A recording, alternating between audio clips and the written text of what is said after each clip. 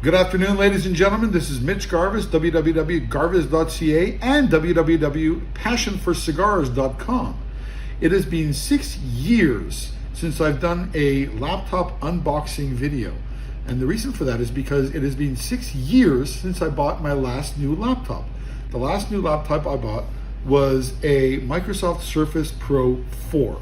And I loved it and it was great. Well, it has reached the end of its life. So it is now February 2nd, 2021, and I have bought my first new laptop in 6 years, and I stuck with the Microsoft Surface brand, but you know, I decided that seeing as I probably used the tablet side of the Surface Pro 5 or 6 times in the last 6 years, I decided to go with the Surface Laptop 3. So now we're gonna open it up. I've already taken off the shrink wrapping. Let's see what we have in here. As all Microsoft laptops are, it is very nicely packaged, very efficiently packaged. And here we have the laptop itself. And let's pull it out. And you'll notice as soon as I have it out of the wrapping, which is not as easy as you would think, there we go. I decided to go with the cobalt blue version of the device.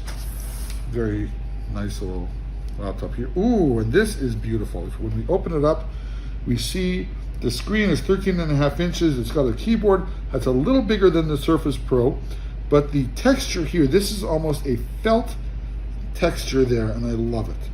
Now, we're gonna turn it on, see if there's any charge to it. There is. It's got the windows coming up. Now, I did not go for the business version because I have licenses for Windows Enterprise and Windows Professional, and I didn't feel the need to spend the extra money.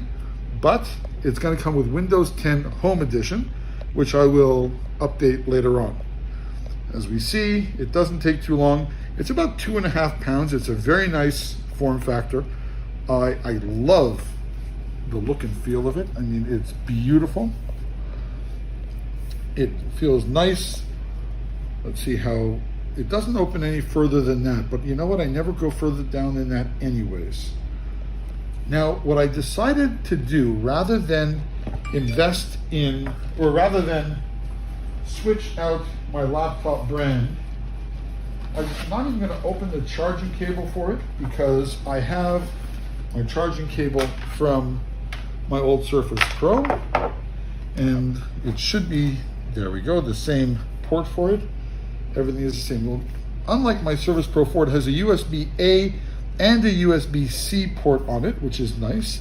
So I'll have the Surface Pro dock, which will go in here, and power charge, as well as 2 ports on it. And it's asking me if I want to do English for the US, Espanol, Spanish for Mexico, or Francais for Canada. I'm going to leave that alone for now. We'll leave it with the US, and of course we have the same touchscreen as we've had on every other Surface device I've ever had, and it's working just fine.